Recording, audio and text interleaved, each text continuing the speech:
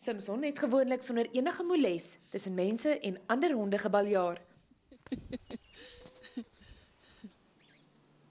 Nou nie meer nie. Die 12-jarige Aiden Viljoen het gister oudergewoonte met sy 2 honde gaan stap, toe hy 'n buurman en die se 2 honde teëgekom het. Hulle het begin aggressief raak en gaan grom. Toe hardloop hulle na mekaar toe en hulle halsbande het getangle. En toe ruk my hond, hy het probeer uitkom en die oom wat met sy honde gestap het, het 'n mes uitgehaal en ek het my hond op die choke chain gegryp en hy het oor my gesteek en hy het so groot gat in my hond ingesteek. Die veiligheidskompleks wou nie die kringtelevisie beeldmateriaal aan Enies beskikbaar stel nie.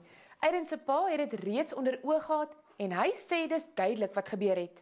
En dan eers kom die persoon vorentoe en hy lê oor Aiden en jy sien sy arm gaan soos hy na die hond toe steek. Simpson was 'n geskenk van Aiden se oupa.